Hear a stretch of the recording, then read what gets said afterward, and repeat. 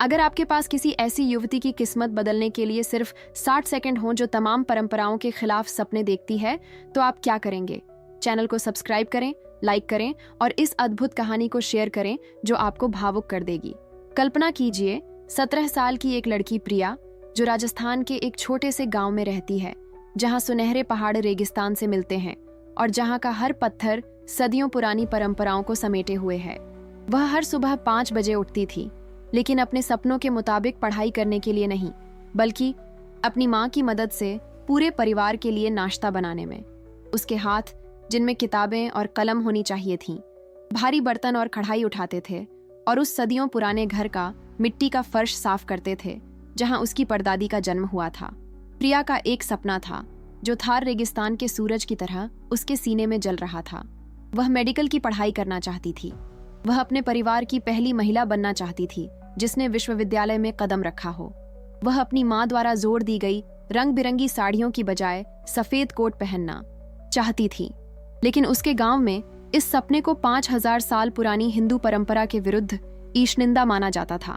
भारतीय संस्कृति, खासकर प्रिया जैसे ग्रामीण इलाकों में, उन पवित्र स्तंभों पर टिकी है जिन्होंने सहस्राब्दियों से समाज को थामे रखा है।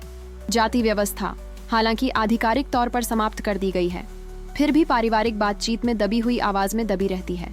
महिलाओं को देवी के रूप में पूजा जाता है, लेकिन विडंबना यह है कि उनसे पूर्व निर्धारित मार्गों पर चलने की अपेक्षा की जाती थी।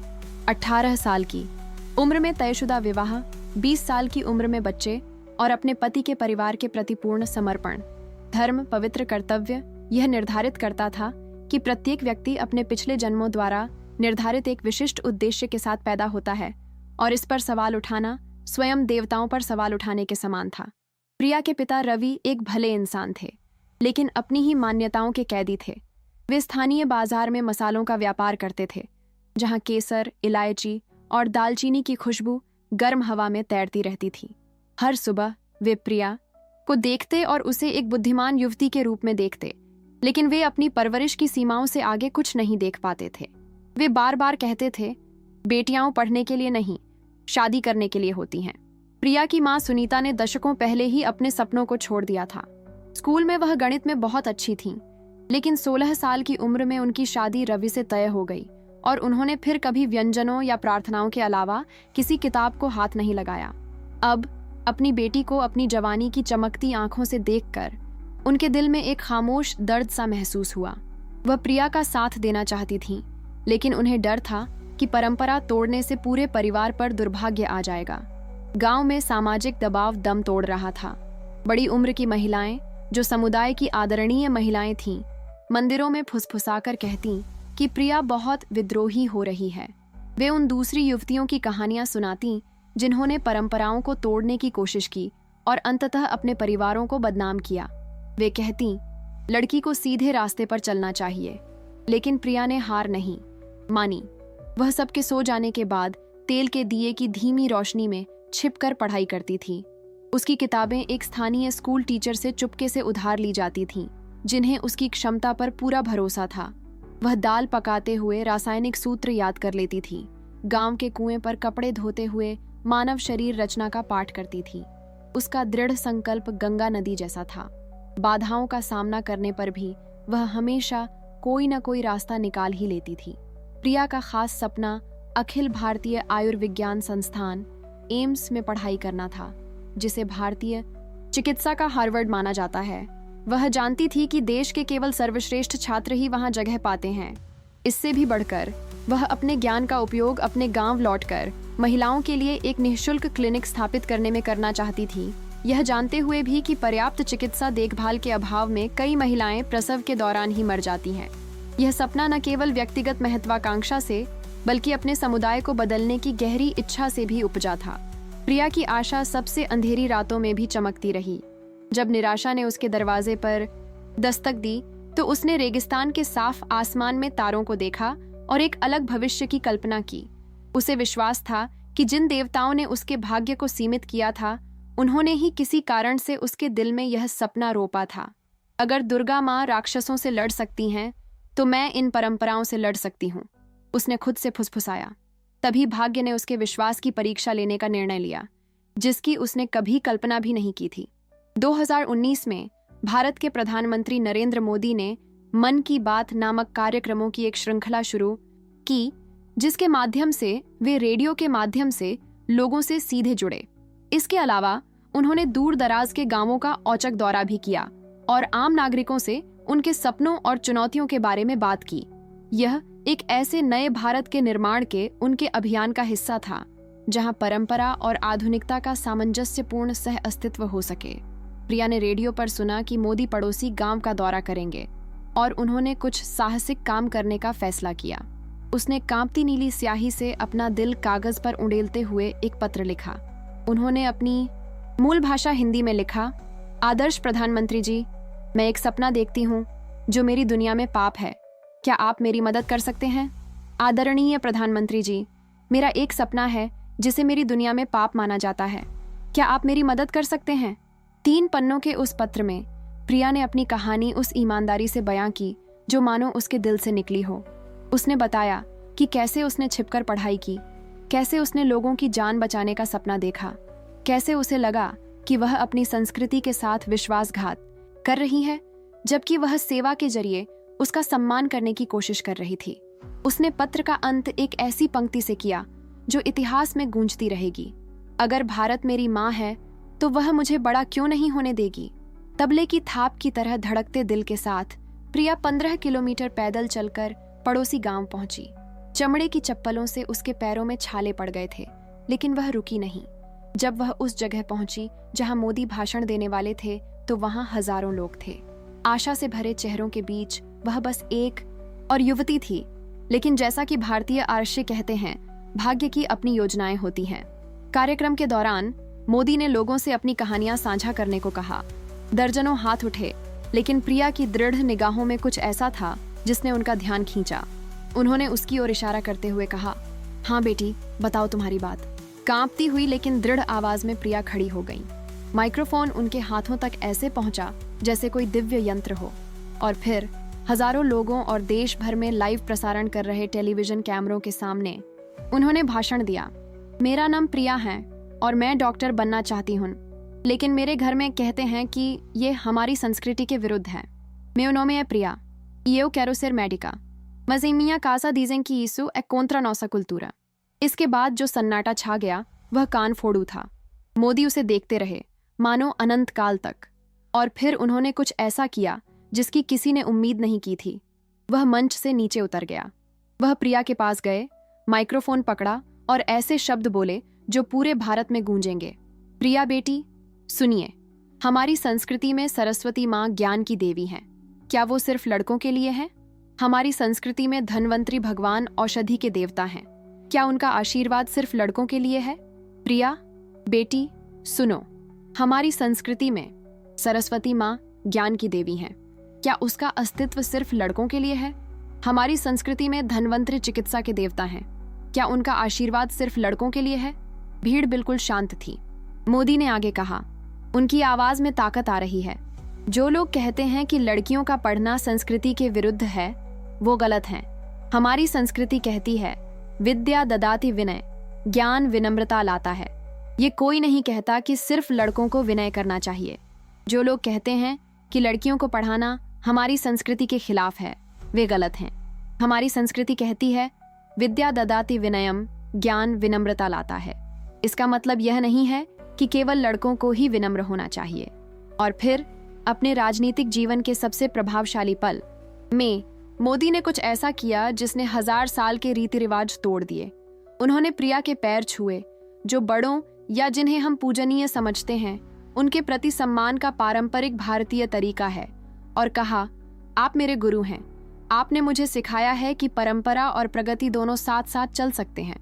आप मेरे गुरु हैं। आपने मुझे सिखाया है कि परंपरा और प्रगति साथ साथ चल सकते हैं। इसके बाद जो हुआ वह जादुई था। भीड़ तालियों से गूंज उठी। लोग रोने लगे। मोबाइल फोन के कैमरों ने उस ऐतिहासिक पल के हर पल को कैद कर लिया। लेकिन सबसे खास बात यह रही कि प्रिया के पिता, जो घर पर टीवी पर यह सब देख रहे थे, 20 सालों में पहली बार रोने लगे। मोदी यहीं नहीं रुके। वहीं सबके सामने उन्होंने अपना फोन उठाया और एम्स के निदेशक को फोन किया। इसका नाम प्रिया है। मैं चाहता हूं कि इसे स्पेशल स्कॉलरशिप दी जाए। सरकार इसके सारे खर्च उठाएगी। इसका नाम प्रिया है। मैं चाहता हूँ कि इसे स्पेशल स्कॉलरशिप मिले। सरकार इसका सारा खर्च उठाएगी।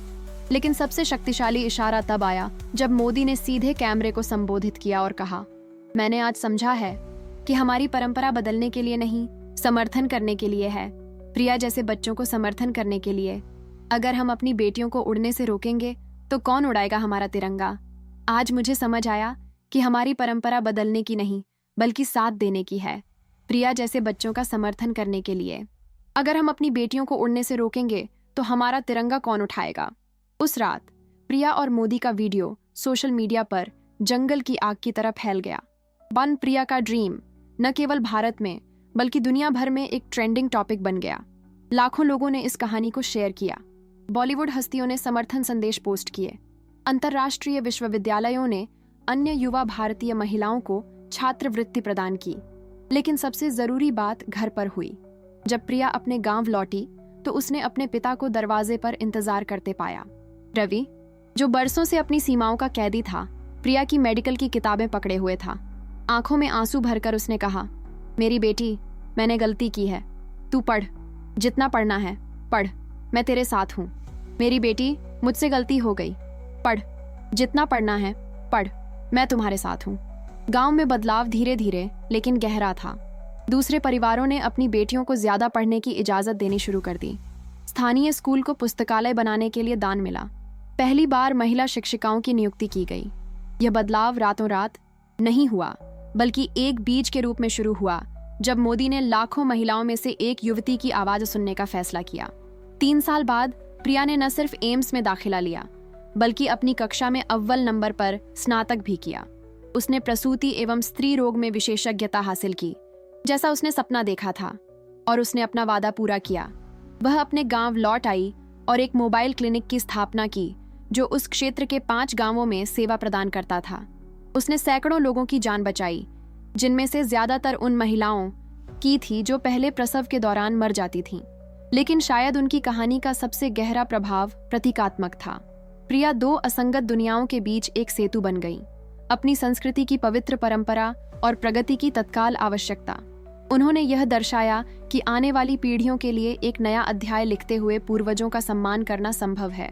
देश भर में अपने व्याख्यानों में प्रिया हमेशा एक ही विचार के साथ समापन करती थीं। परंपरा कोई संग्रहालय नहीं है जहां हम अतीत को अछूता रखते हैं। परंपरा एक बहती नदी है जो हमारे सर्वोत्तम स्वरूप को अपने साथ लेकर चलती है, ताकि हम जो बन सकते हैं उसका पोषण कर सकें। उनका क्लिनिक मेडिकल स्कूल जाने की इच्छुक अन्य युवतियों के लिए एक प्रशिक्षण केंद्र बन गया। उन्होंने एक मार्गदर्शन कार्यक्रम शुरू किया जहां दूर दराज के गांवों की लड़कियां सफल महिला डॉक्टरों के साथ वीडियो चैट कर सकती थीं। उनका प्रभाव बिना किसी मार्केटिंग या विज्ञापन अभियान के केवल एक ऐसे सपने की परिवर्तनकारी शक्ति के माध्यम से जो कभी मरता नहीं था, स्वाभाविक रूप से बढ़ता गया। बदले में मोदी ने अंतर्राष्ट्रीय भाषणों में प्रिया की कहानी का हवाला देते हुए दुनिया को दिखाया कि भारत अपना सार खोए बिना विकास कर रहा है। जिस क्षण उन्होंने उनके पैर छुए, वह नेतृत्व में विनम्रता का प्रतीक बन गया। यह दर्शाता है कि सच्चे नेता जानते हैं कि उन्हें अपने नेतृत्वकर्ताओं से कब सीखना है। प्रिया का परिवार भी बदल गया। उसके पिता रवि उस इलाके में लड़कियों की शिक्षा के हिमायती बन गए और एक प्रतिष्ठित व्यवसायी के रूप में अपने प्रभाव का इस्तेमाल करके दूसरे परिवारों को भी इसके लिए राजी कर लिया। उसकी माँ सुनीता 45 साल की उम्र में स्कूल लौट आईं और आखिरकार शिक्षिका बनने का उनका लंबे समय से टलता आ रहा सपना साकार हो गया। वे माँ बेटी रात में साथ साथ पढ़ाई करती थीं, जिससे यह साबित होता था कि नई शुरुआत करने में कभी देर नहीं होती। प्रिया का गांव दूसरे ग्रामीण समुदायों के लिए एक आदर्श बन गया। दूर दूर से लोग यह देखने आते थे कि कैसे एक समुदाय ने परंपरा और आधुनिकता का इतना सामंजस्यपूर्ण संतुलन बनाए रखा है। स्थानीय मंदिर, जो पहले प्रिया पर लगाई गई सीमाओं का प्रतीक था, अब उस पर एक तख्ती लगी थी जिस पर लिखा था, सर्वधर्म सर्व विद्या, सभी धर्म सभी ज्ञान। आर्थिक प्रभाव भी उल्लेखनीय रहा। प्रिया के क्लिनिक ने क्षेत्र में बुनियादी ढांचे में निवेश आकर्षित किया।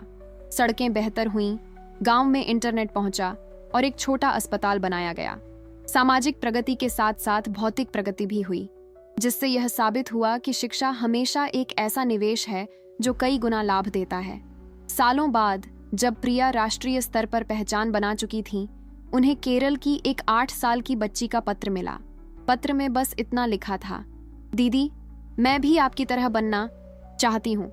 मेरे माता पिता कहते थे कि अगर प्रिया दीदी ऐसा कर सकती हैं तो मैं भी कर सकता हूँ। यह इस बात का प्रमाण था कि उनकी कहानी एक जीवंत किंवदंती बन गई थी, जो सपने देखने वालों की एक नई पीढ़ी को प्रेरित कर रही थी। प्रिया की कहानी सिर्फ एक युवती की नहीं है जिसने तमाम मुश्किलों के बावजूद अपने सपने को साकार किया।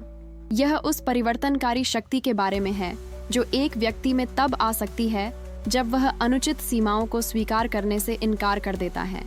यह इस बारे में है कि कैसे सच्चे महान नेता उन आवाज़ों को पहचानते और उभारते हैं जिन्हें सुनने की ज़रूरत है। यह इस बारे में है कि कैसे परंपराओं का सम्मान किया जा सकता है और साथ ही उन्हें भावी पीढ़ियों की बेहतर सेवा के लिए पुनर्कल्पित भी किया जा सकता है। सबसे महत्वपूर्ण बात यह है कि यह इस बारे में है कि साहस का एक क्षण, चाहे वह पत्र लिखने वाली युवती का हो या सुनने के लिए मंच से नीचे उतरने वाले नेता का, समय के साथ प्रतिध्वनित हो सकता है और न केवल एक जीवन बल्कि एक संपूर्ण संस्कृति को बदल सकता है। आज जब युवा भारतीय महिलाएं ऐसी ही बाधाओं का सामना करती हैं, तो निराशा की अंधेरी रातों में उनके पास फुसफुसाने के लिए एक नाम होता है, प्रिया। और जब वे ऐसा करती हैं तो उन्हें याद आता है कि कभी-कभी एक छोटा सा इशारा पूरी पीढ़ी की दिशा बदल सकता है, कि परंपरा और सपने दुश्मन नहीं बल्कि जीवन की भव्य नृत्य रचना में नृत्य के साथी हैं, और कि हर सीमा के मूल में एक अवसर छिपा होता है जो किसी ऐसे साहसी व्यक्ति की प्रतीक्षा कर रहा होता है जो उसे स्वतंत्रता में बदल सके।